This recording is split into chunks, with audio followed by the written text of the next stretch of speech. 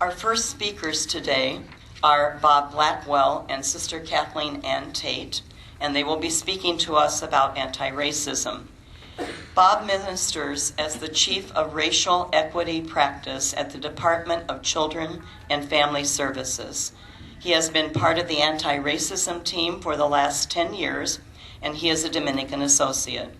When I asked Bob about renewing his commitment one day in the dining room as an associate for the next 5 years, he said, "Sister, just consider me renewed." Bob and his wife, Carolyn, are the proud parents of 3 daughters, Nicole, Tracy, and Deanna. Sister Kathleen Ann Tait has been a Dominican sister for 45 years. Sister has ministered both as a teacher and a high school administrator. She served at Sacred Heart Griffin and Marian Catholic High School as principal. Sister Kathleen was assistant superintendent of high schools in the Archdiocese of Chicago. She has served on the Dominican anti-racism team since its inception. Sister views this work as integral to bringing about God's desires for creation. And so we welcome Bob and Sister Kathleen.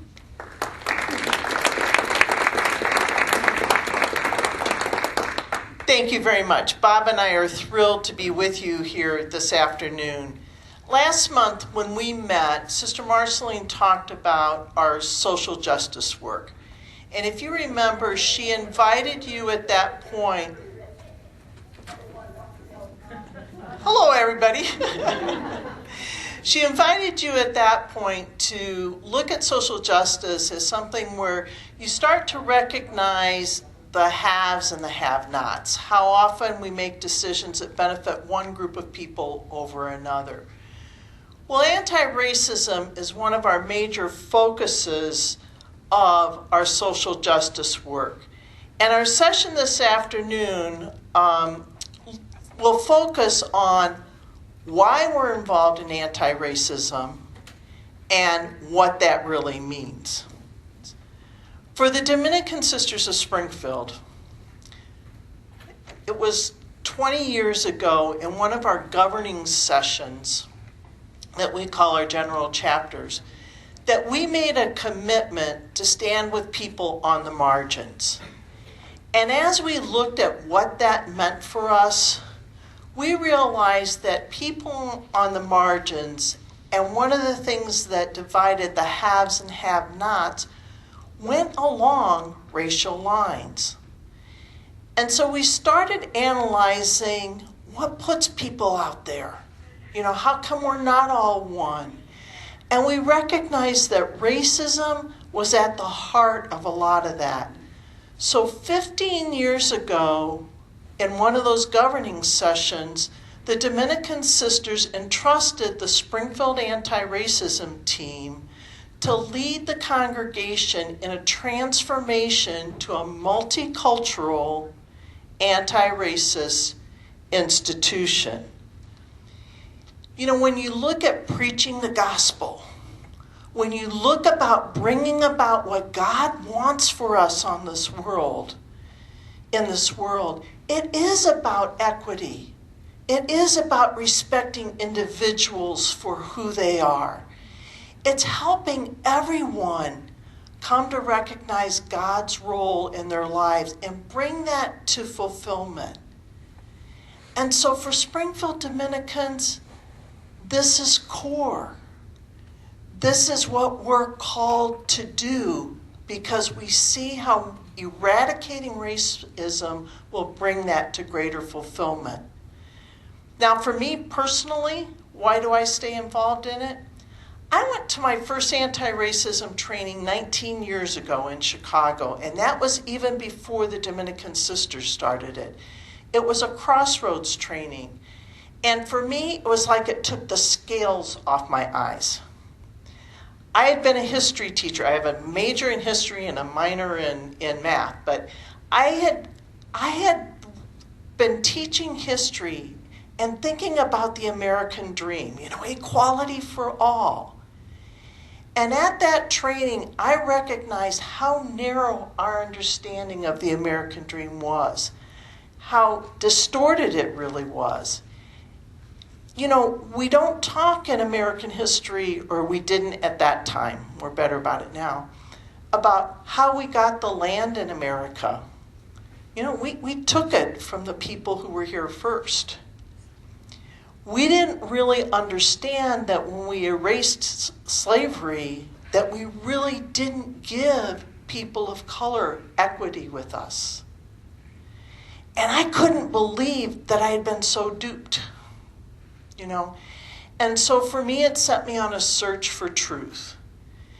Veritas, that truth that if we really want collaboration, if we really want equity among people, we have to work for the justice of making us one. And so I stay committed to this work for the same reason I stay with my vows, to bring about God's true vision for who we need to be for one another. I thought that I would be, my dominant sentiment up here would be that I was anxious about the presentation. But as it turns out, I'm being overwhelmed by a sense of hunger. I'm hungry right now. So forgive me if my stomach starts speaking louder than I speak. But in terms of, I'm so excited about being here with you all, and I'm glad that I'm not responsible for that clicker that Kathleen has, and I'm going to try to pay attention to what shows up in terms of prompting our the progress of our presentation on the screen here. But in terms of my reflection, in terms of why this work for me, I do this work because I have no plausible alternative. Given the lifelong, harsh, and unmerited injustices that my mother, my father, my grandmother, sisters and brothers, my mixed-race children, grandchildren, and a nation of people of color are experiencing under the system of racism. My soul tells me to fight. My humanity compels me to rebel. My God instructs me to forsake that which is most ungodly, racism. I'm a 67-year-old black man, born to black parents, raised in the white man's country that was stolen from Native Americans, and intentionally designed to enrich white men only. I joined these white and Peruvian Dominicans because I believe that their liberation from racism is one of our best chances to liberate my community of Springfield from racism.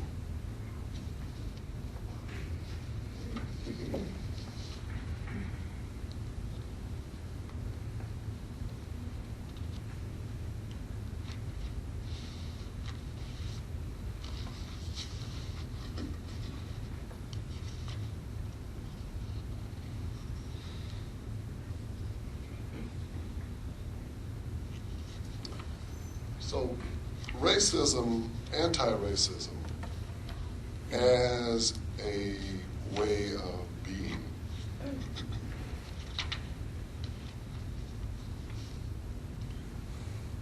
What are we committing to in SSTART? We are not racist. That is insufficient. That is also not true.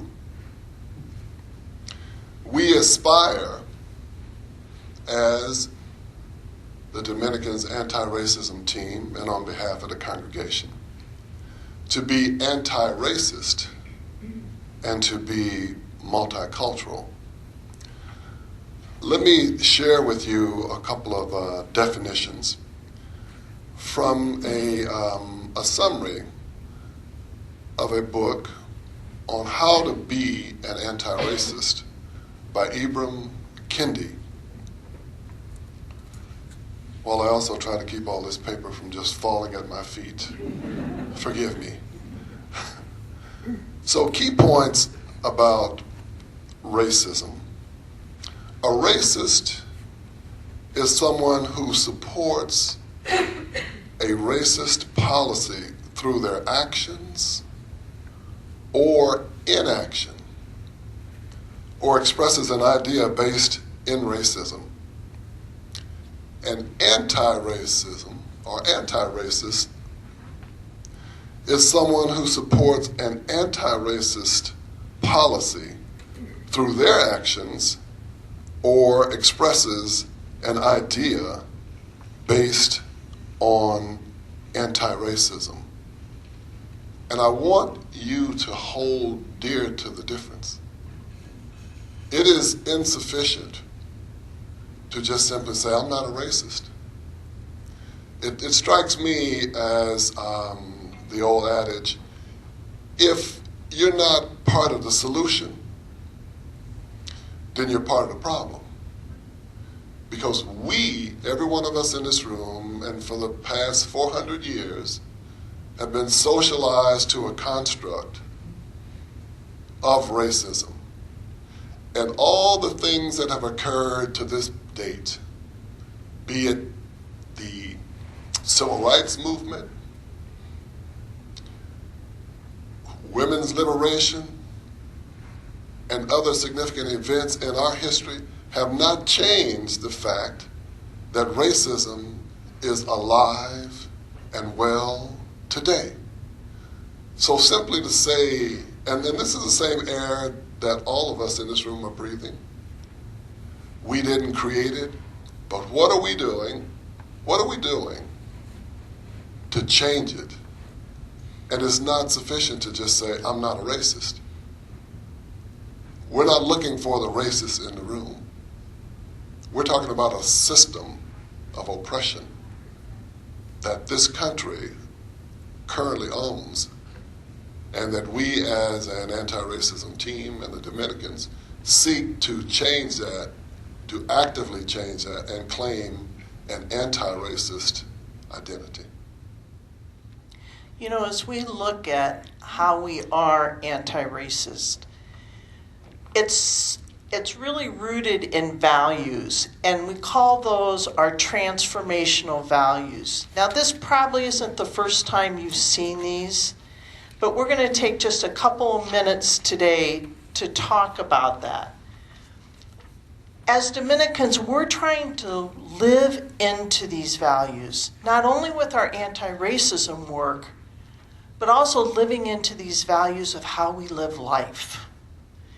And so we talk about both and thinking rather than the dualistic either or. Now, I told you I was a former math teacher. Dualistic thinking is in my genes. It's right or wrong.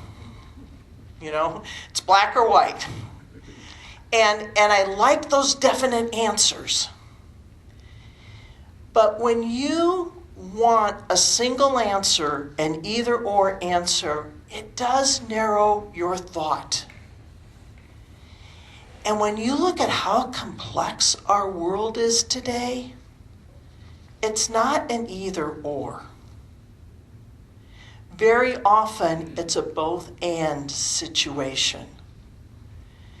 And so we're very careful about that. You know how sometimes you're in a conversation and somebody will say, I think it ought to be A and B. A both and attitude or disposition would answer that with, yes. And I also think C and D are true. So you're holding, I'm going to have a hard time talking with my hands and talking at the same time, but you're holding two things that could be opposing. But if you hold them in a both and, you're more likely to come together with a solution. Listen to the difference of tone. Well, I think A and B would be good. Or, I really think C and D would work better. That sets up that competition, that working against each other. So both and is one of our key values. Abundant worldview. Is the glass half empty or half full? That's a simplified way to say it.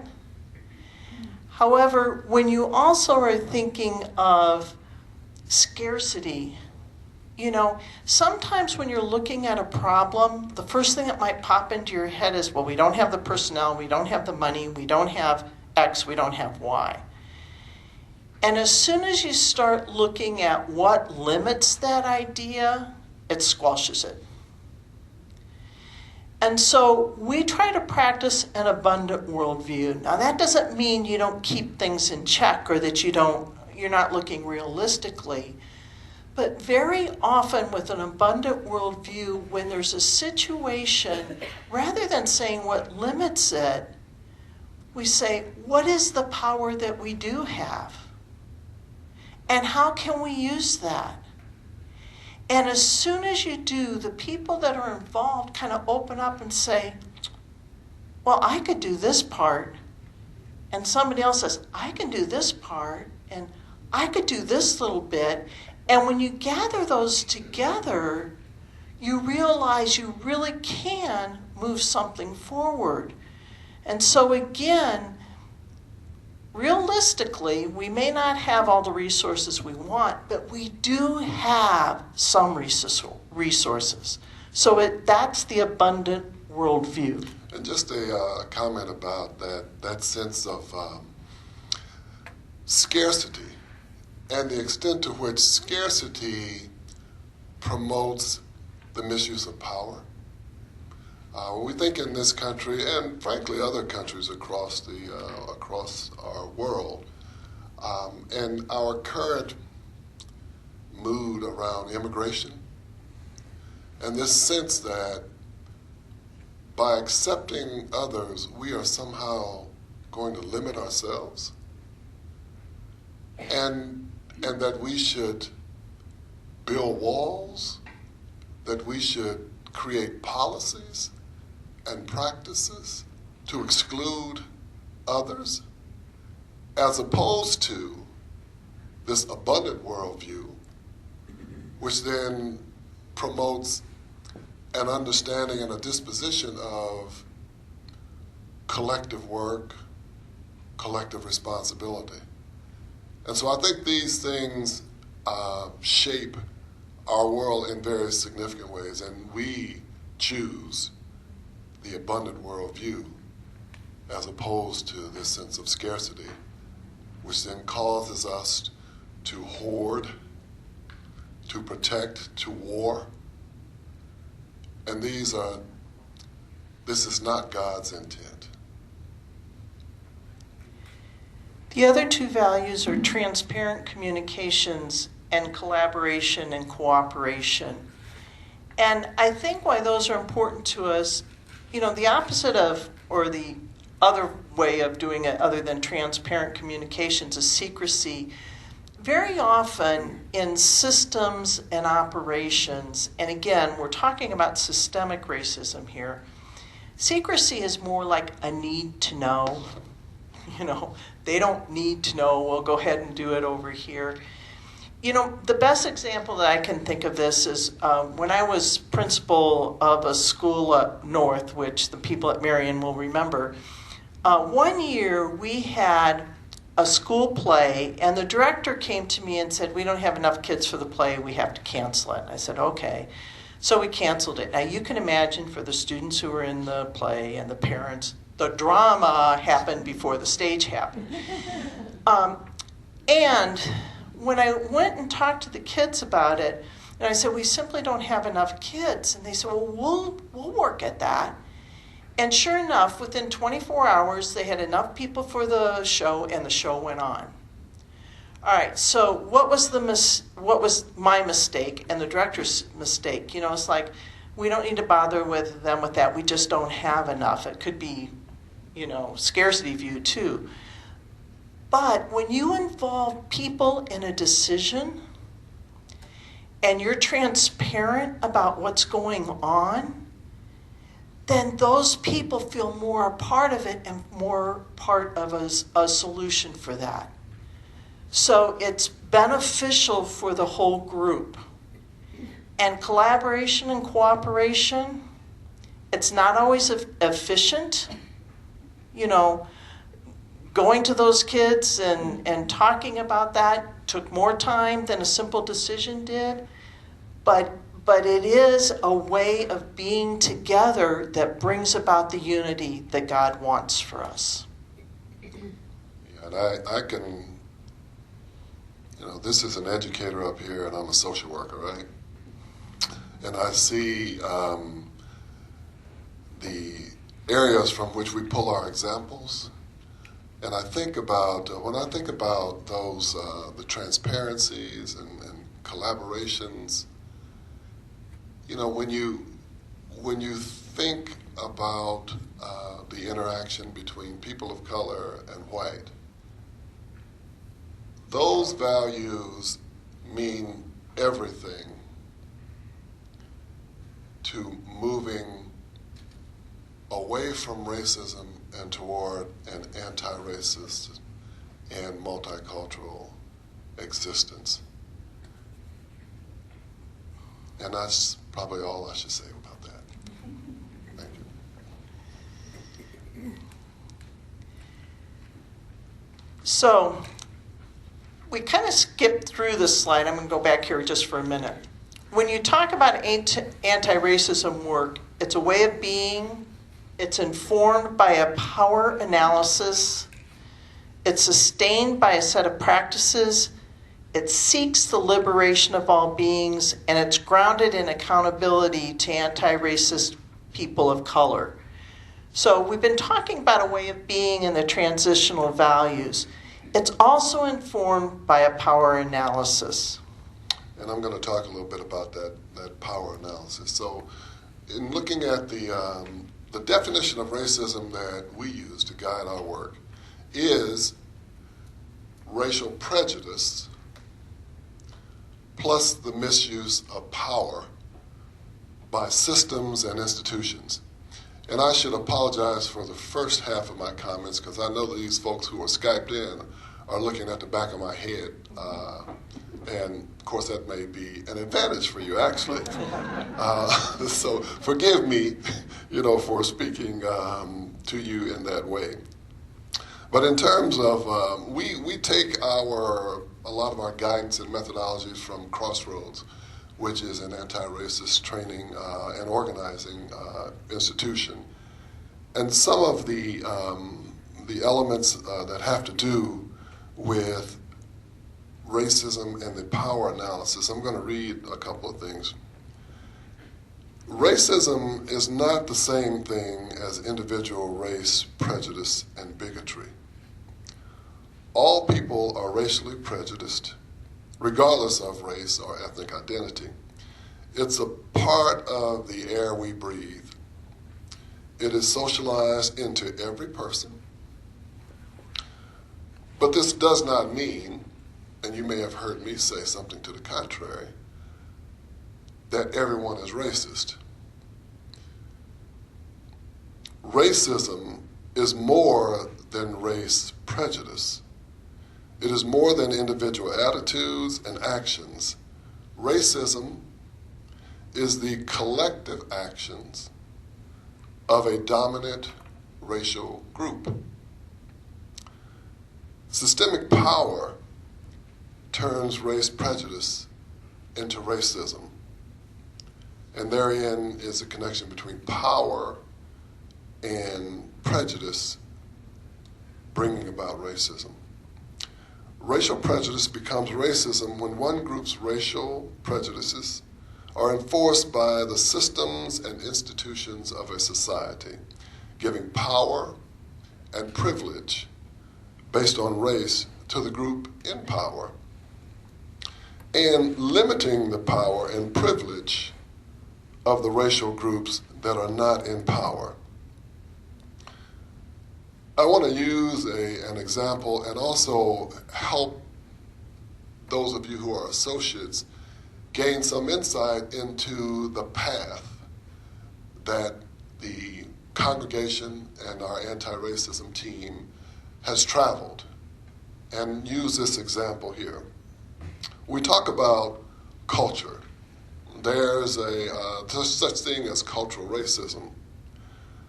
One of the work that we've done has been both challenging and very heavy lifting, emotionally and institutionally, as it relates to this journey toward anti-racism. I'm reminded that along that path, in some of our interactions, some of our people of color who have been brought into this relationship with the Dominican Sisters, we began to talk about and identify what we saw as differences between the interaction between the North American sisters and the Peruvian sisters. The North American sisters being white, the Peruvian sisters being sisters of color.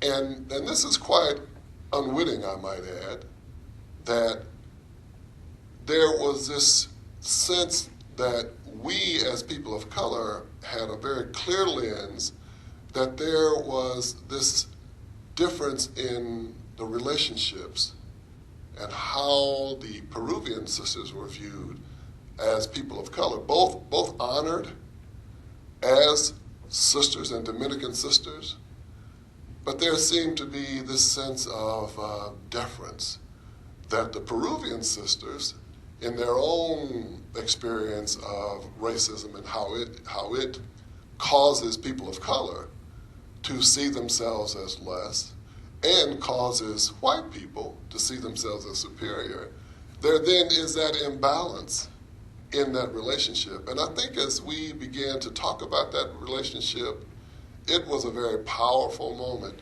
for those of us of color and the sisters to really have to think deeply about that. And I think having thought deeply, I have witnessed a transformation in relationship between the North American sisters and the Peruvian sisters as a function of we, North American sisters, need to understand how racism impacts us, how it might impact our sisters of color, and we need to operate in a more anti-racist way. That, for me, said to me, as if it hadn't been said before, that these Dominican sisters were serious about changing their practice as it relates to race. And I think that that is that was powerful, and it's just a part of the journey that we are going through as we seek to be much more multicultural and anti-racist. Thanks. Our anti-racism work is also sustained by a set of practices. I have to remember what we were going to say about that, Bob.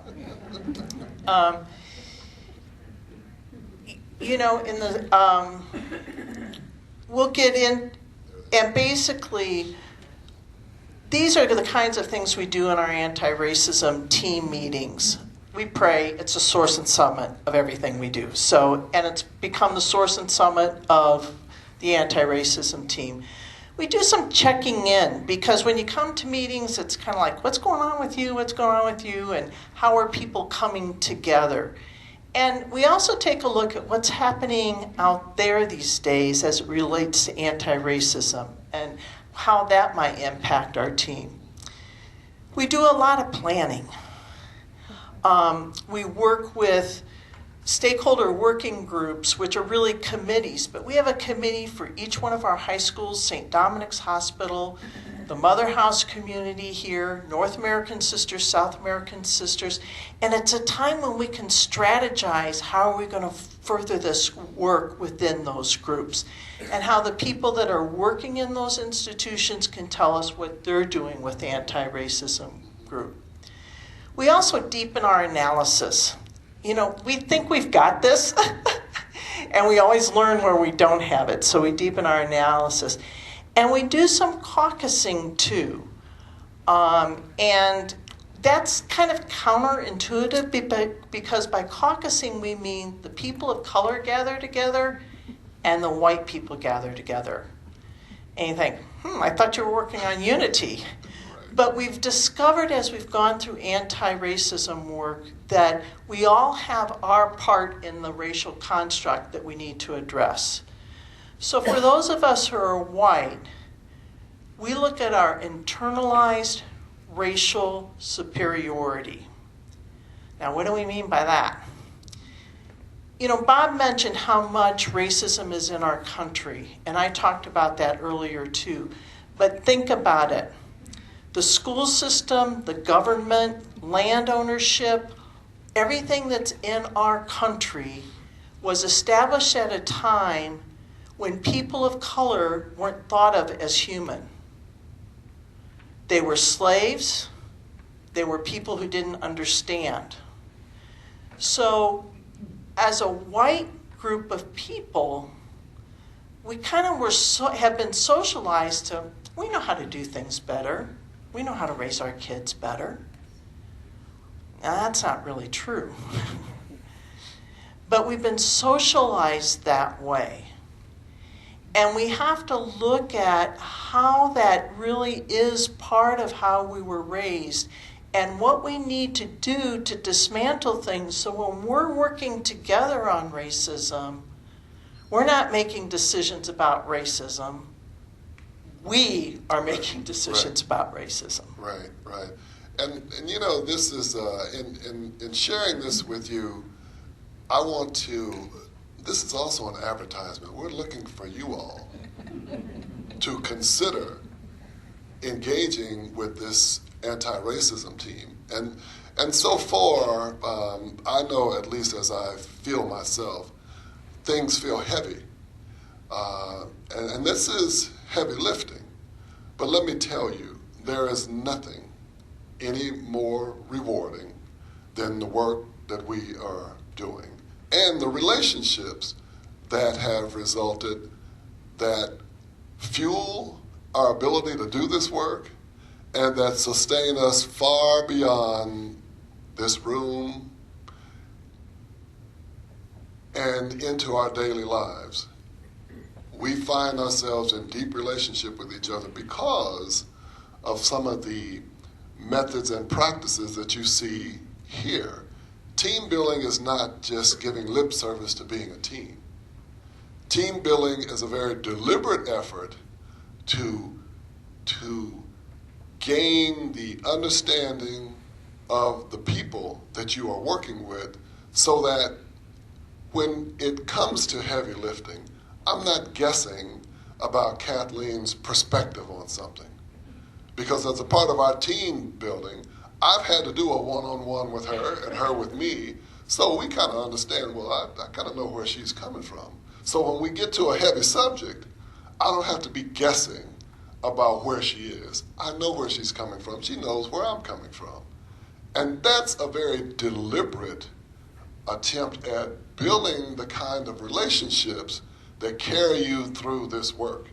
And I am giving testimony to the fact that these relationships carry me not just through this work, but work at my job, work in my family, and work in my community. So, and I'm happy. I am a happy person. I am also committed to changing this work. So I don't want to get you, I don't want to be indelicate about this, but I also don't want to be speaking as if, this is a piece of cake, it's a casual kind of proposition. It is not casual. It is not a piece of cake either, but it is work that we must do if we're committed to living out the values of the gospel. Okay, we're running short on time, so we're going to kind of seek through this, but seeking the liberation of all beings, that's part of our work. It's not about winners and losers. It's about all of us being liberated. I got this. Okay. I got this. I got a story for you, right? And a short story because of the time. This is a parable that I think really helps one understand relationship and the relationships that we've just spoke of. And again, I'm trying to keep things from falling down, and I don't know that it's going to work here. Let me just slide this here. So this parable has to do with, it's an illustration. It's the story of a mole and a baby bird, as used in a sermon entitled Being in Right Relationship by Reverend Krista Taves. Now, I know you all have an imagination. I want you to use them now, right? Imagine the story from the bird's perspective. Everything was dark and soft and warm. And then it all went away, and I lay there in the cold and the bright, blinding light. I was helpless and alone and thought I would die. But a small mole walked by and saw me, and seeing that no one came for me, took me to his soft, warm home, and there cared for me. Those who were older than him said it could not be done because I was wild, and I hoped they were wrong, and in part they were. He took care of me, and I grew. My feathers grew strong, my beak grew sharp, and I ached to fly. But Mole loved me and did not want me to go, and so he kept me for himself. Now, those who were older than him said I should be set free because I was wild, and I knew they were right. But Mole built a cage for me, and I was back in the dark and soft and warm. But it was not right. I needed to fly. I began to hate Mole. I did not know if I would be able to live this way. But then one day, Mole went away for a long time with a very old mole. When he came back, he was different. I could see it in his eyes. He took me outside and opened the cage, and out I flew. I saw that he wept, but my hunger to be free was stronger than my need to comfort him. And I did what I needed to do. I went and began the life I was supposed to live.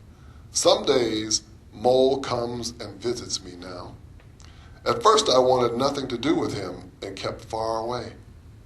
But now I see that he has changed, and I chirp at him and fly close to his head and no longer hate him. We have both come a long way. Need I talk about the liberation of the bird at the hands of a well-intentioned mole whose intentions, unbeknownst to the mole until he got the wisdom of the older moles, his love created a sense of captivity, a lack of freedom for this bird that he so deeply cared for. And when I think about issues of race and racism and the liberation of all, we have to be in right relationship with one another in order to understand that we must all be free. We must all be free if we are to live out our lives in care for each other, in love for each other, and in right relationship with each other. And if we are not, then we cannot reach right relationship with each other. The work that we do on the team is to put us in right relationship with each other and to put us in right relationship with the issue of racism, which is key to us moving our world, beyond the place that it is today. So. With this site, I think Bob already really talked about that, and we referenced it before, but grounded in accountability to anti-racist people of color, that has something to do with, I'm not going to make decisions for Bob, and Bob's not going to make decisions for me. We have to ground that in accountability for each other, and I think we'll leave that there. I think that's good. Okay. So these are the aspects of our anti-racism work. Way of being, informed by a power analysis, sustained by a set of practices, seeking the liberation of all, and grounded in accountability. For you as associates, and I wish, we're not going to have time for discussion with this, but as Marceline said last time, as you think about anti-racism, we're asking all of you to just have a different lens if you want. Take those scales off your eyes if you need to. Where do you see that operative? And if you're interested in being part of this team, let us know. Let us know. We'd be happy to welcome you. So thank you for your attention today. And Sister Joan.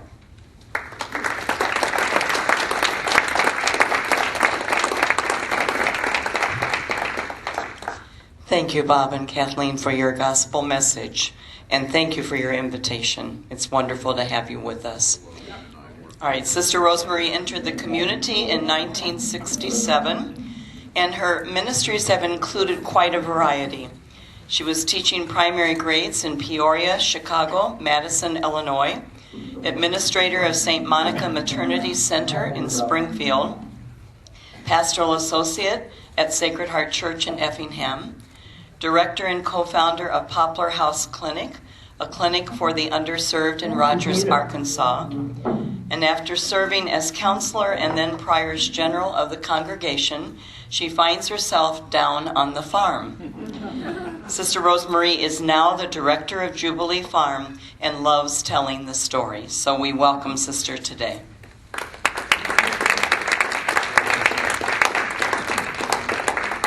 It's my pleasure to be here with you today, to be with Chicago Heights and Jackson, and to tell the story. What I'd like to do is start with a reflection and some music. You'll be watching a slide. Just take in the pictures, take in the words to the song, take in the message of the song, and you will have arrived at Jubilee Farm. If you know the song, please sing along. Okay, so welcome to Jubilee Farm, where you can dance in the forest and play in the fields. So why do the Dominican Sisters of Springfield have a farm? In 1999, as the year of Jubilee approached, the Springfield Dominicans purchased land just 3.8 miles west of Veterans Parkway. For us, it began to serve as a symbol of our desire to grow into ecological and spiritual consciousness, and to respond thereby to ecological issues of our day. Since that year, we as a congregation have passed several corporate resolutions in favor of the rights of our beautiful planet Earth. For us, this is an evolving journey. We recognize our ministry at Jubilee Farm as God's mission, not ours. Oops.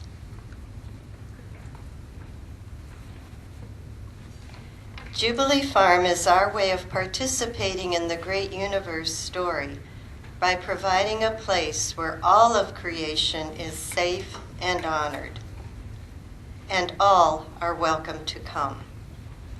Our vision statement reads, Jubilee Farm seeks to preserve the integrity, stability, and beauty of the earth community and to share the gift of the land. Okay.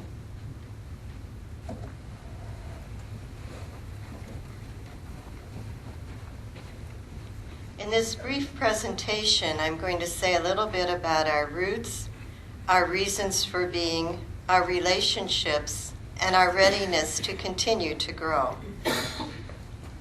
Our roots.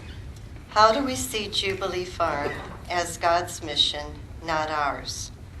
Our reasons. What current ecological, sociological, and spiritual issues give reason for this mission? What relationships form the community here, and where are we now in readiness to grow even more relationships? So we look at the roots, our faith tradition. When you think of Jesus and all of the stories in the Gospels, we see his profound connection with earth. Jesus preached within an agricultural culture.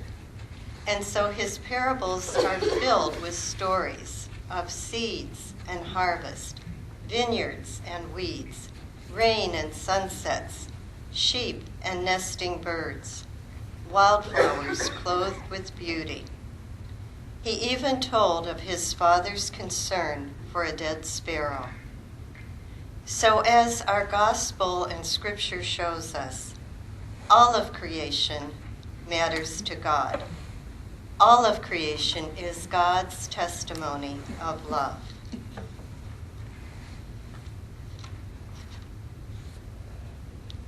And then we have our Dominican roots, 800 plus years old.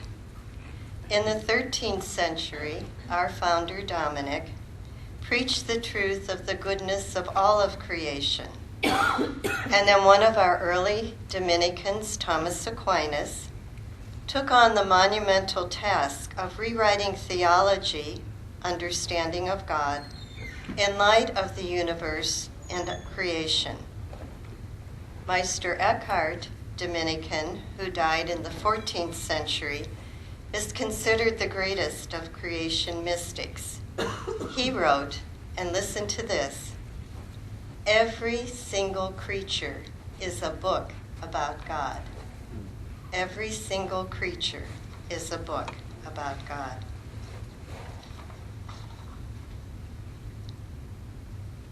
And then in our recent history, when in 2015, Pope Francis wrote an official teaching of the Church, his encyclical Laudato Si, on care for our common home, he actually gave affirmation to all congregations, such as ours, that had been preaching this for years.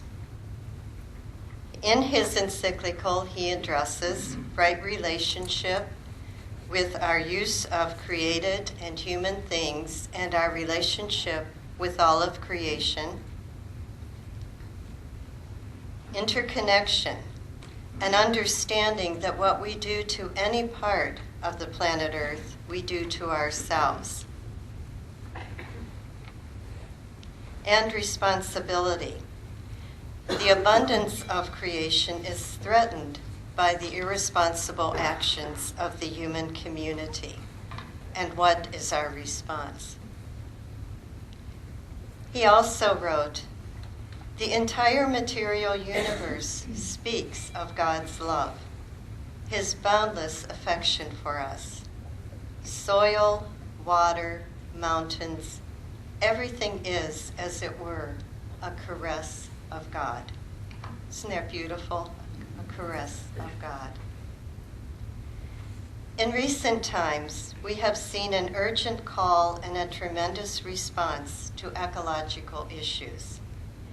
Humanity at its best and most aware knows that there is a deep interconnection between who we are and the life source of Mother Earth. We sense that intuitively, don't we?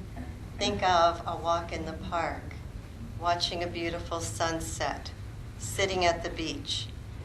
Nature is restorative. Nature feeds us. Nature gives us everything we need. Love, then, is the meaning encoded at the heart of the universe itself.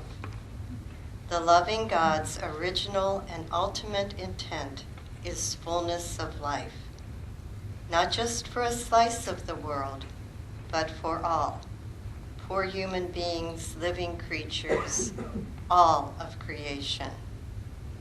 And in our chapter prayer, which we prayed this morning, we saw the words, for the life of the world. And just as everything that you're hearing today in our three ministries that we're talking about are all for the life of the world.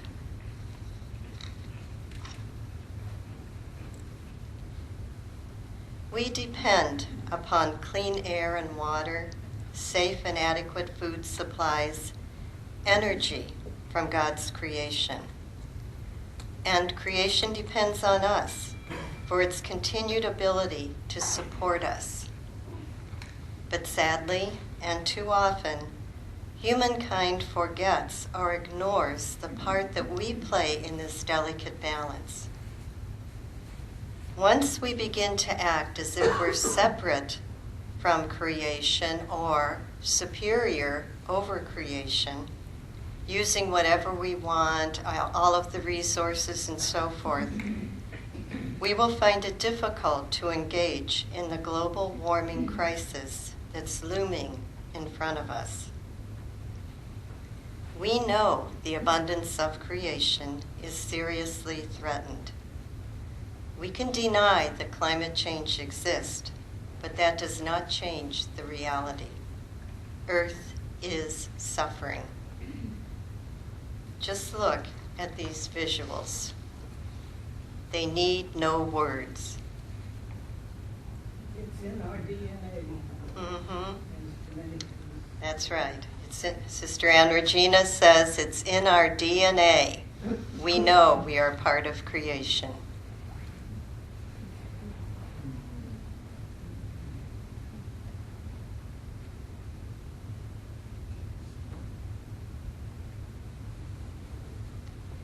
Activist and poet Bob McCloy writes, "When the earth is sick and polluted, human health is impossible.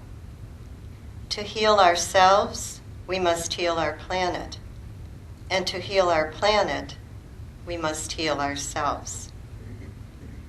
So this is the mutual relationship that we think about at Jubilee Farm.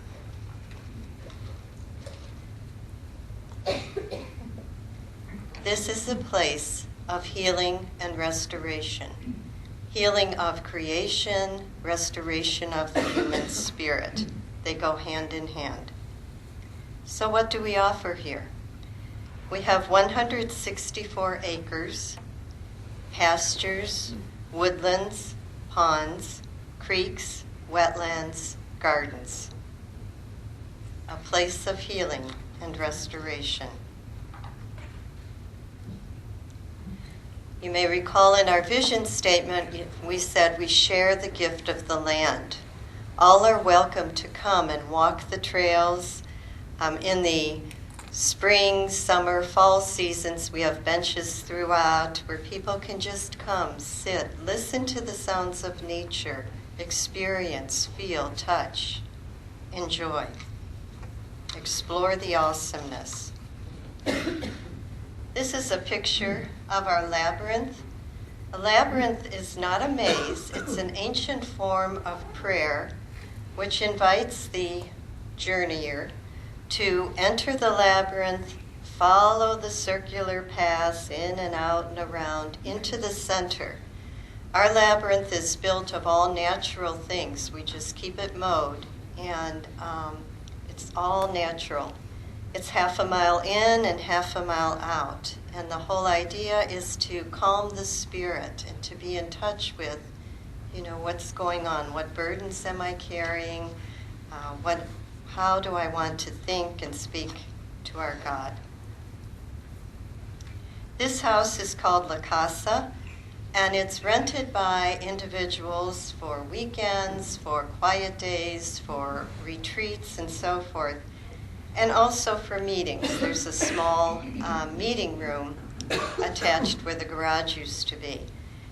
It's a complete house, 3 bedrooms and living room, dining room, very comfortable, very, very quiet. And so we invite people to come and just enjoy this very holy, sacred space, both inside and outside. So let's think a little bit about healing the land. What does that mean? You know, this is farmland that we're on. It had been farmed for many, many years, so there were many chemicals put into the earth. And our restoration program is about bringing the earth back to its natural vitality and life. The gentleman there on the right is Nate Hoyle. His education is in environmental science. He's a certified arborist, and he's qualified to do all kinds of risk assessment of all of the areas of the farm. So Nate is instrumental in removing any invasive growth that is choking out the life of the native plants and species. He helps to establish the trails, and he doesn't do this alone. He has college students, the M.L.I.S Biology Club, that works with him. And it's an ongoing project. And why do we do that? To bring the earth back to life, to attract the birds, the pollinators, the bees, the butterflies, and so forth.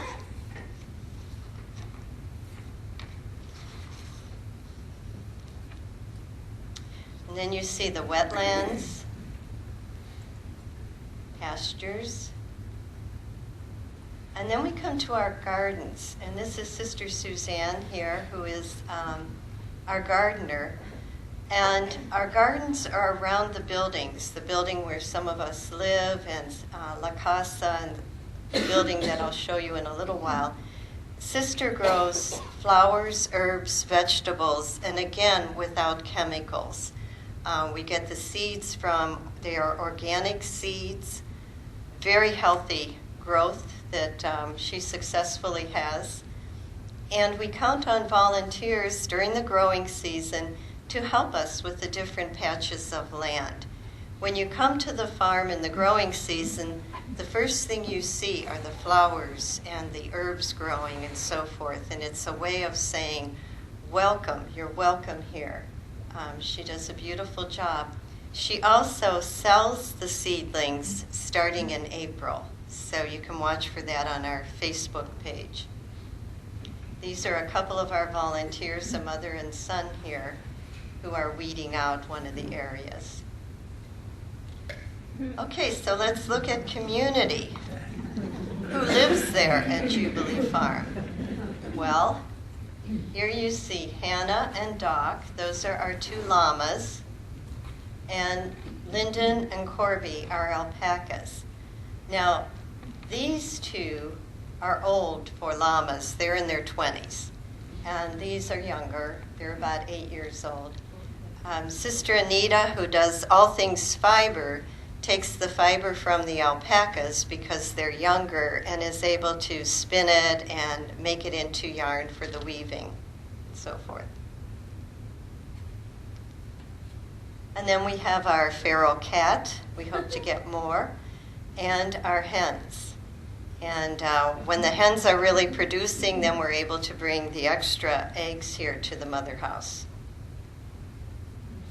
We also have a variety of wildlife, most of whom we probably aren't even aware of, but under the ground and over the ground and so forth, deer and possum and groundhogs and turtles and so forth. The wildlife that we really get to see and appreciate are the wild birds. Twice a year, we have what's called a bird banding. And Tony from Lincoln Land, one of the professors, brings his crew, set up a station and nets, and as they catch the birds during the day, they bring them out, band them, and tell you, are these migrating through the area? Are they native? It's an awesome spiritual experience when he hands over one of the birds to you to let go. It's a wonderful educational, open to the public, and I have it listed as one of the events in your little packet there, May 16th. So that's wildlife that we can see up close and really appreciate. Not so wild at the Jubilee Farm are the sisters who work there. From right to left here we have Sister Suzanne. You already saw her. She does the gardens. Sister Sharon. Oh, I'm sorry. Whoa. No, that wasn't Sister Sharon. This is Sister Sharon, who's a pioneer to Jubilee Farm when it began in 1999. She spends a great deal of her time on the road, giving educational sessions and retreats, both throughout the United States and internationally. Sister Margaret Therese, raise your hand, there she is our woodworker par excellence, and you need to come and see her at work in her wood shop. She's also a spiritual director. Sister Anita does the weaving, the spinning, knitting lessons, cooking classes, and also is a spiritual director. And then myself, I'm director and learning. I've only just completed my first year. And then this is Mike. Mike is our jack of all trades, takes care of upkeep of the buildings and does all of the heavy grunt work at the farm. Now Mike has been with us since the beginning of the farm, but prior to that he was with the Dominican Sisters for 20 years, so he's been working with Dominican Sisters for 40-some years. Brave man, brave. Okay, but as I said, we cannot do this work alone, and we love it when volunteers come and participate with us. And you may recognize two people here, Sister Margaret Therese and Jim. Raise your hand, Jim. There he is. Jim spent many hours assisting Sister Margaret Therese in preparation for our craft fair this year. Another associate here is Dee Nelson, who comes every week and works in the weaving room as a volunteer. These two are two of our sisters, Sister Lori, who's back there someplace. I thought I saw her. Oh, she just left. Okay, and Sister Elise, who were volunteers in our gardens in the blackberry brambles. And this is Catherine Raystrick, who is the potterer, and she does that as a volunteer. Now, a wonderful opportunity for associates to get involved at the farm is our annual December holiday craft fair, because our associates contribute some of their crafts for us to sell, as well as all kinds of baked goods for the bake sale. And other associates come and join us as selling during the day, assisting us during our day. So again, you can watch our Facebook pages for that, and we always let the associate know when we're getting ready for the fair, because we welcome, it's a joyful day, the more of us, the merrier. These are some of the younger volunteers. We have Eagle Scouts, Boy Scouts that come and do different services. And down here you see Nate, again, who does the restoration with one of the college groups that was here just a couple of months ago, helping us with one of the trails.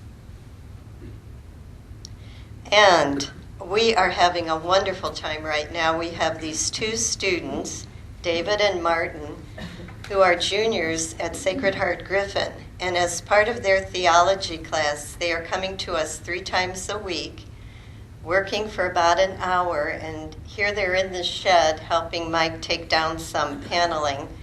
But they're getting introduced to all kinds of things, and just their youth, having their youth around us, we're really enjoying them. They're great workers. Now, this is our newest building on the farm. It's called the Creative Arts Center. because that's also part of restoring the spirit, is to get involved in the arts. That's where we have our pottery, our weaving, our woodworking, and other opportunities to do other kinds of art. This building was totally built because of in-kind and monetary donations. It's in its third year, and we just love the space. Here you see Sister Anita in the loom room, and we have many, many looms, all different sizes, and they have all been donated. There she is, Sister Margaret Therese at work in her workshop. And then we have our pottery room there. Our meeting room, the large meeting room that you see here, can be rented out for family parties or education.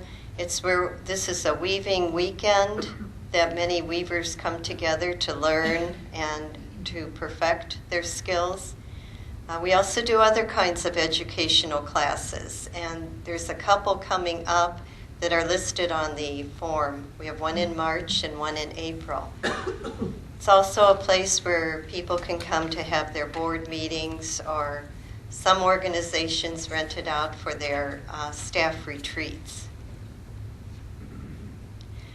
We love to have children come to the farm. So many of our children don't have the opportunity, to feel the dirt, to help plant seeds and so forth.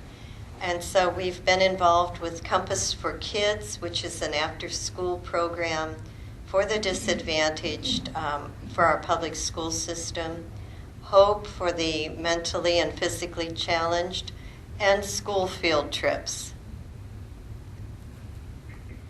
We have retreats and prayer days, both at the farm and away. Sister Sharon will be coming here starting tomorrow to give some classes to sisters and associates here. This one of Sister Sharon is taken in Ireland. She went there a couple of times to a Dominican eco-spirituality center to give retreat. So, what are we about at Jubilee Farm? Hospitality, all are welcome. We try to live what we preach, to live sustainably, to be community, not just we sisters, there are 3 of us that live there, but to recognize the community that surrounds us, all of those creatures and critters. It's a place of celebration, celebrate nature, of collaboration, of restoration and healing, and of prayer with and for creation. And why are we at Jubilee Farm? Because God's mission is at the heart of all we do. And I invite you to come to Jubilee Farm. It's beautiful in any season. It's a little muddy right now, but wear your boots. Winter, spring, summer, fall. We have an apple orchard. Sunrise, sunset, middle of the night. And all are invited to join us by your prayerful support as a visitor, a volunteer, benefactor, participant in any way, because those who dwell among the beauties and mysteries of the earth are never alone or weary. That's by Rachel Carson, the scientist. So, at your places in your little packet, you'll find a half sheet of white paper. This is inviting you to let us know if you have an idea for Jubilee Farm, what kind of a presentation we might offer, something you might like to know more about, or some way that you might like to get involved. Please fill it out. You can give it to me today. You can mail it. Our address is there, our website and Facebook page. And We're just happy to hear. We're starting to do this anytime we give a presentation so we can find out what are you interested in and how might we be part of that? How might we all collaborate in going forward? So if you don't get it filled out today, you can just mail it to me or send me an email message at the email below. Okay?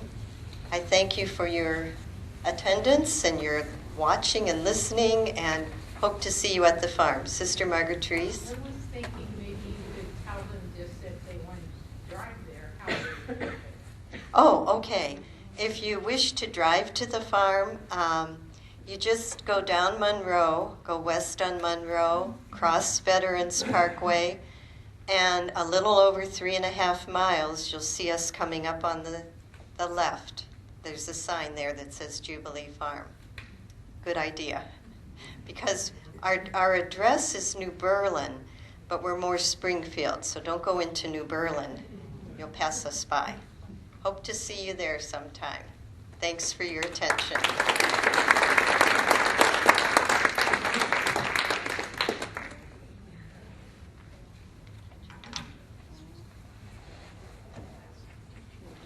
Thank you, Sister Rosemary, for introducing us to the gifts of creation at Jubilee Farm and for the welcome that was extended to us. If we're ready, we'll begin with our third session. Cor Unum, the House of Hospitality, will be presented by Sisters Beth Murphy, Sister Clare Fichtner, Sister Lori Kirchman, and Maira Herrera. Sister Beth is the Communications Director for the Dominican Sisters and has been professed since 1985. In addition to her ministry and communications for the congregation, the Diocese of Springfield, and the National Coalition for Church Vocations, Sister spent 5 years in Detroit, serving with and among Iraqi refugees, and 3 years in Chicago's Pilsen neighborhood at St. Pius V. She has also been blessed with a brief experience of living in a host house for the U.S. Dominican volunteers. Sister Mary Clare is from Michigan. She has completed 61 years of ministry as a Springfield Dominican. Sister has spent most of her years in parish ministry in the Springfield Diocese. She has served as a teacher and a principal in Catholic schools. Sister Clare has been very active as part of the START team and was one of the earlier pioneers in anti-racism.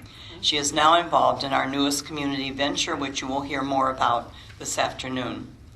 Sister Lori Kirchman holds a BA in Music Education from the University of Illinois, Champaign-Urbana, and an MA in Liturgical Music from St. John's University in Collegeville, Minnesota. Sister Lori taught music to elementary students for 10 years. She has been a director of music and liturgy for 24 years and has been involved in liturgy and music since she was in high school. In addition to these experiences, Sister has served as the vocation director for our community for 6 years and as the liturgist musician here at the Dominican Mother House. She now serves as the liturgist for Holy Family Parish in Lincoln, Illinois. And I'll let Sister Beth introduce Maira. Sister Maira. Almost.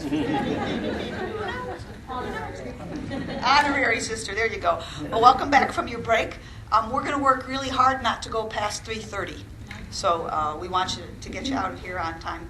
As Sister Mary Clare and Lori and I were talking about this on Friday, we noted the gospel of for Friday's liturgy, the story of the farmer who plants the seeds in the soil and goes to bed and gets up, the gospel says, and knows not how the plants grow. That's kind of how we feel about Cor Unum. We know not how the plants grow. Well, maybe somebody very kindly turned that off. Let's try again. There we go. Cor Unum is Latin for one heart. And this quote from Sister Ilia Delio, who's a theologian and physicist, is part of the inspiration for the name of the house. I'll read it to you. Maybe it's a little small for you. The Christian of today must gather from the body all the spiritual power it contains. This means to live from the center of the heart where love grows and to reach out to the world with faith, hope, and trust in God's presence. A year ago, Sister Lori, Sister Mary Clare, and I stood here and we showed the Associate Formation class a lot of pictures of a house being constructed.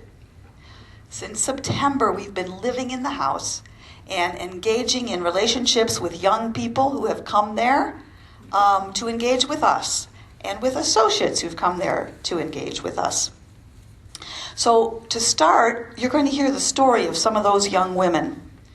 The first person you're going to hear about is sitting right here in the room. Maira Herrera came to us a little over a year ago from Chicago as archivist, assistant archivist for the congregation. And she promptly got engaged with Cor Unum. And I want her to tell you that story rather than you hear it from me. So come on up, Maira. All right, I'm not sure how much I could share so far, but here it goes. Well, like Sister Beth said, I came originally from Chicago, spent there my entire life. I graduated, I did all my studies over there, so moving to a new town has been quite an experience, I will say. So in that, you have to also meet new people, make friends, and I think one of the hardest things for me is to branch out and try to make new friends, because I'm a little on the shyer side. It might not seem like it, but I kind of am. Pause for laughter. But Sister Beth actually started talking about this when I had just came to the mother house. So it was my first day. I didn't know anybody. Everyone's names started blurring together, and she just came up to me and she said, "Would you like to be part of this community?" And I was like, I don't know.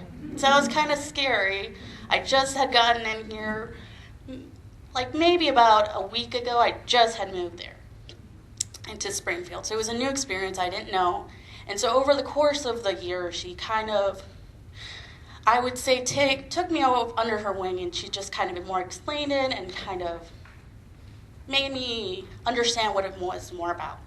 And so that's what it was for me, kind of just understanding what Cor Unum is and kind of understanding the house as an overall whole, which has been a lot of meetings so far because we're getting to know each other.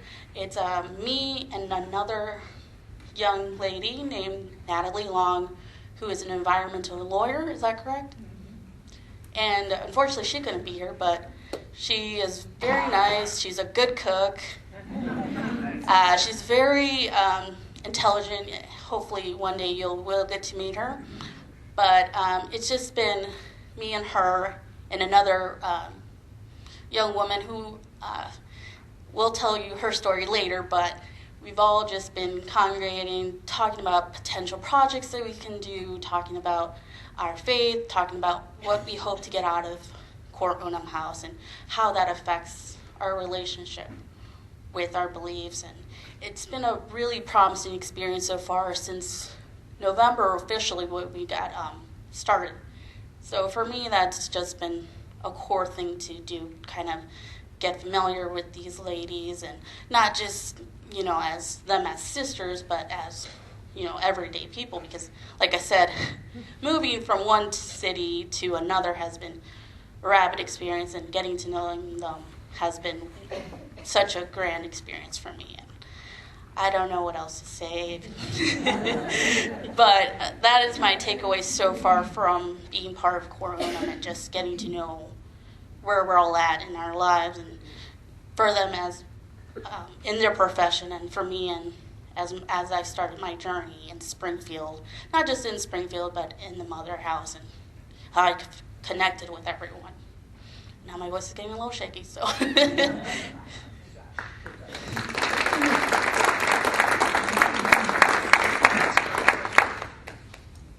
Okay, so in that picture with Maira was Natalie Long, and what they have in common is they both moved to Springfield from other locations and got here and had a difficult time finding a community to which to belong. That's part of Daisy's story too, and Maira mentioned her. Maira and Natalie and Daisy started out as what we're calling the core team. So it's Cor Unum, but core team, C-O-R-E, team. And we're working together, much like with the anti-racism team. You heard Sister Kathleen and Bob talk about how the persons of color and sisters in the community are making decisions together and working together. This is not about the sisters designing programs for the women. It's about the women and the sisters working together to come together to discover what is needed in the community, what would fulfill their spirits, where do they want to serve, and so we're in the process of discerning all of that. Okay, so Daisy this is such an interesting story. I met her first in a professional role. She did an interview with Sister Marceline and Sister Anita when they went down to the border to help in El Paso during the great immigration crisis that continues to go on there. And she decided at that point that she'd like to get to know us a little better. So I invited her to go with us to the farm for a walk. This is going very slowly. I'm not sure why. Let's see, there she is. Well, it turns out that in Mexico City, where her family is from, her grandmother kept chickens, and she fell in love with the chickens out at the farm. So we had some conversation out there along the lines of, an opportunity for her to get an opportunity to talk to someone who understands journalism about her profession and about what's going on in that world. And then I convinced her to join the core team as well. So there we have all of us. Let's see, no, Sister Clare isn't in there. She must have taken that. Oh, I see, she's behind the screen there. Okay, so that's Natalie up here, myself, Sister Lori, Daisy behind Maira, and then Sister Mary Claire down there on the bottom step. So that was at our first core team meeting, that picture. Then it didn't take too long before we were saying our goodbye to Daisy. And we feel that this is going to be part of our reality at Core Unum. These young people are often in transition in their lives, right? Well, she had an opportunity that she could not pass up. How many of you ever, if you live in Springfield, you probably don't hear it, but how many have you ever heard the NPR program called The World with Marco Warman? Okay, great. It's not available on the local station, but if you like podcasts, you can get it. She is covering the 2020 presidential election for the world. So she had to move to Boston for that. So at our goodbye, she said to us, "I've just found my people, and now I have to leave." But she's still connected to us, and we talk back and forth on the phone, and I'm sure that will continue. She's not given up on this is like under a grant, so it really is just a year's position. So unless they like her so much at WGBH and make her an offer she can't refuse, she will probably return to Illinois because her family's here. So that gives you, I think, a feel for how we're in relationship with people. And now, so these little seeds that the farmers are planting, they're starting to sprout just like the grass in our yard. And Lori is going to talk a little bit more about how all that got started. How did that happen for us? And here she comes. Okay, so Core Unum is a place of mutual support for young women who want to discover their spiritual depth, create change for a better world, and realize the joy of service.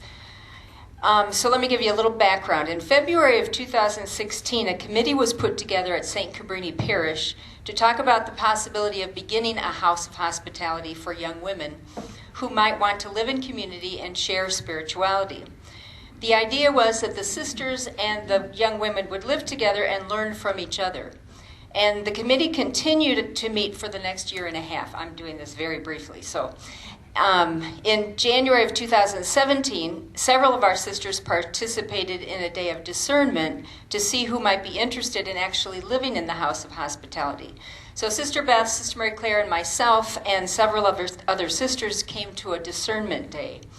And then a couple of months after that day, the three of us were assigned the task of beginning a House of Hospitality. So that's how it came about. And it became pretty clear early on that what we were trying to do was more than just living in a house. We realized we were starting a ministry with young women, whether or not they lived with us. So it wasn't just that they were going to live with us. It was that maybe 3 would live with us, but we would also have a community of young women that wanted to do different things together. So even before we had a house, we began reaching out to young women, and we started with activities like evenings of spiritual input at the farm. We had game nights. We had cookouts here at the Mother House. And so we began to build relationships. And the foundation of Core Unum is relationships. In our world that is so unable to talk to one another, we wanted to show that there was a different way. And dialogue is that different way. And dialogue is very Dominican. It's the relationships that Dominic had with people that changed their lives. And Dominic spent time with people, and he dialogued with them. He talked to them. He listened to them. And that's what we hope we are about. In the midst of all the activities that we were doing, we started to look for a house. And because we wanted a place where we could sponsor activities and just be a place where young women could gather. Eventually, a good friend of ours, Fletcher Farrar, those are our activities. Sorry, I'm behind. Those are our activities. Okay, there's Bud Farrar. Fletcher Farrar came forward and proposed a partnership with us in rehabbing a house. So by February of 2018, we were meeting with an architect, John Schaefer, to discuss the details of rehabbing the house. The neighborhood association owned that house, and they saved 925 North 5th from the wrecking ball. Twice the city of Springfield wanted to tear it down, so you can imagine what it looked like. There's Calvin Pitts. Calvin Pitts was our contractor. Calvin is a remarkable guy that lives 3 houses down from us, who has a company that trains mostly ex-felons who are trying to rehabilitate their lives. And so his goal is to teach them a trade so that they can work for the union and they can make a living wage. That's his goal. So these men were the ones who worked on our house. The architect and the contractor had a vision of how the house could be restored to its original beauty and at the same time be energy efficient. So this is what it looked like. This was the house before it was rehabbed. It was pretty bad. Oh, you never saw that one? When we first walked in, we could see the sky, and we could see the basement. And so I'm standing there going, really, you think this is going to work? I don't think so. Oops. That's what it looks like now. So they did a wonderful job. So we're very grateful for both our benefactor, Fletcher, and for our community. So I'm going to let Sister Mary Clare now talk about some of the things that we have done already. The question is asked most often when we meet anybody who knows we're from Core Unum. How do you find young women who are looking for your help? So, many, many ways. These 2 young women were a couple of the earliest young women that we met, and we met them by going over to Jacksonville to the university to the Sunday night Mass for students. And they were 2 of the, maybe 10 young people who were there. Well, we started by just inviting them all, and we didn't have any house then. We were here in the division. So we invited them all to come over and just see the convent. So they came, boys and men and women. And then after they were here for prayers and supper and met the sisters and had a great time and went home. And as they left, we said, come back if you want. Well, these 2 young women asked to come back, and they chose the Triduum because everybody else in the college was going home and they weren't. And Maria on your left is from a country in Africa, northern Africa, and she does have a relative in New York.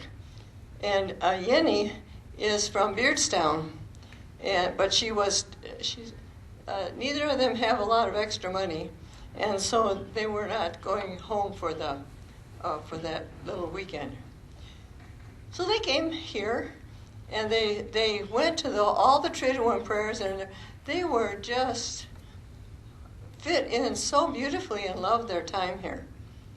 But now they've graduated. Then after that, they graduated, And Yenny has gone to be near her family in New York, and Maria and Yenny has gone to her. So we don't see much of them anymore. But again, we still are in contact with them.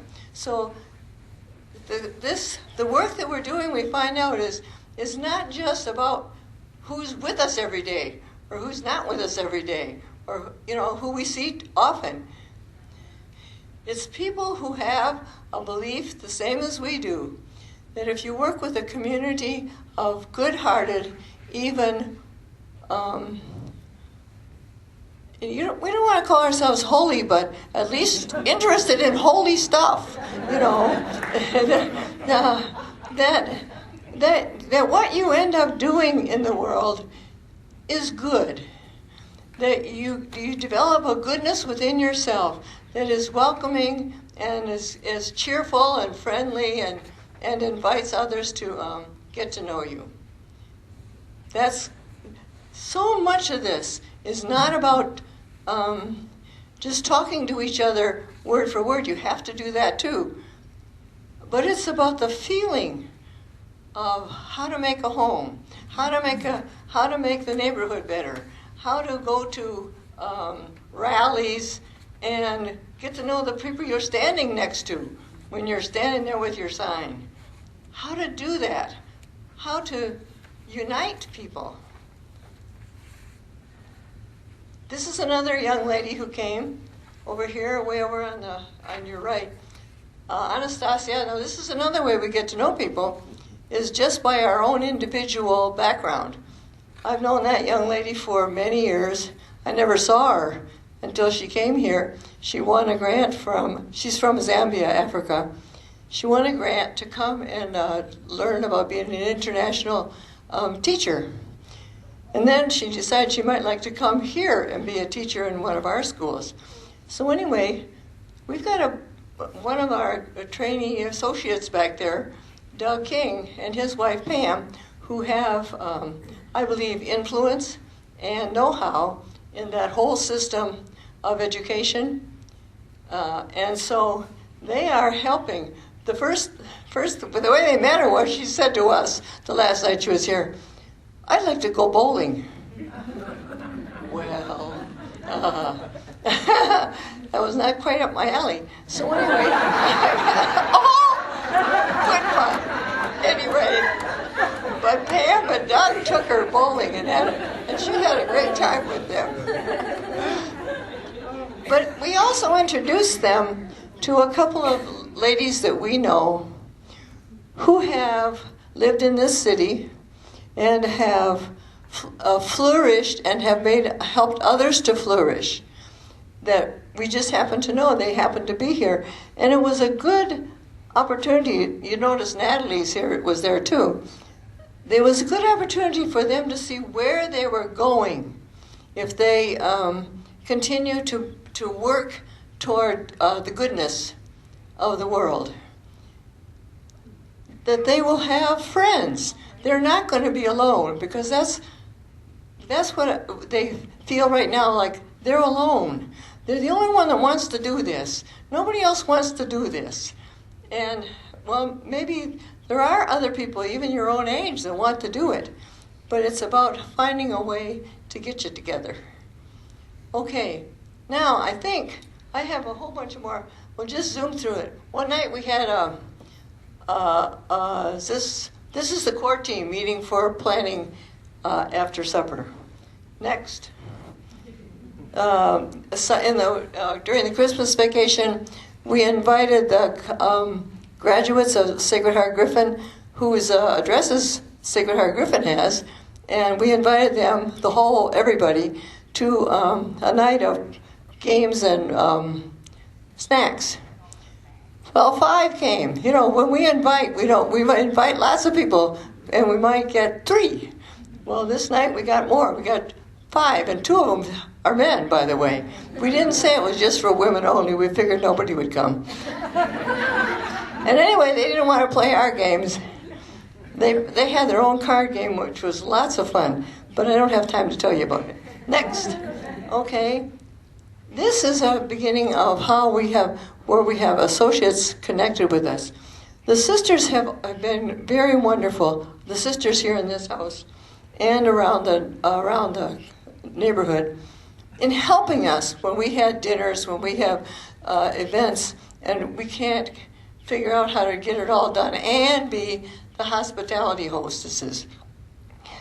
So they come. Now this was way back in the beginning when we were first at the house, and we had an open house, and we invited the sisters. And then somebody suggested, well, what about the associates? So we invited them too, and there were lots of people who came and saw.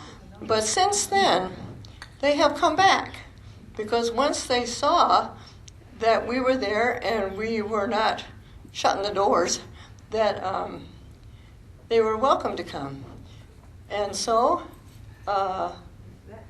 this lady is an associate from 2018. And you notice what the backyard looked like. But she loves gardening, and so she was very interested. So she came, had supper with, she came for a cluster meeting, which you'll find out about next year. She came for a cluster meeting. She came out and had supper and said evening prayer with us. And then she mailed us some tulip bulbs so that we would, and Lori's already planted them right next to the house. And when Lori got Beth busy, and she planted garlic, of course, in the garden. So we already have our garlic bulbs and our tulip bulbs planted in this yard, which doesn't look anything like this now. Next. Now you see that they look like windows, but those are mirrors. That is a built-in combination china cabinet and buffet. It's one of the most beautiful reproduced pieces of furniture and that's the dining room before we had any table in it. But it wasn't serviceable because, the doors didn't open and the shelves were only half there. Well, sitting over there is another couple of associate formation people, Rita and Jeff Davis. And one of the things they noticed was that we had a lot of wood in the house. They wanted to know if we had anything that they could do to help. Sure. And so they now all the drawers open. We have them all filled up already with linens. And most of the shelving is done. It's almost finished. And it still looks beautiful, but for a knowledgeable person, it looks complete. And for us, it's great, because now we not only have it there, but we can use it. And without doing any dialogue with anybody, when people come to our house and see that we use all this stuff that got remodeled, it's a whole lot more, it tells you a whole lot more about remodeling than just looking good. To look good is one thing, but that it can actually be usable after you got it all remodeled. To me, that's the success. That's when it's successful. Okay. So you have a handout, and there were, in the interest of saving the ecology, there's some old ones from last year that do not have this address and phone number on them. Oh, there's not? You didn't put them in there. Okay, well then you have our address and phone number and our Facebook. You can follow us on Facebook. But does anyone have a question? We've got a couple of minutes. Oh, you've been listening for a long time. That's hard. Do you have regular times for prayer in the house? We do. We pray at 6:30 in the morning and 5 in the evening most days. Mm-hmm. And we open the shades. The neighbors have caught on to that. They know that if the shades aren't open, we're not home. One of the neighbors actually realized we weren't home on that really snowy day. And when Clare and Lori got home from church that day, I was on retreat, I think, they found Jeff out there shoveling our driveway. So we are making an impact on the neighborhood, and the neighborhood is making an impact on us. It's really pretty cool. Yeah. Well, thank you so much for listening. We're here where we can talk to you afterward, and I think Sister Mary Joan probably has a few things to say before she lets you go.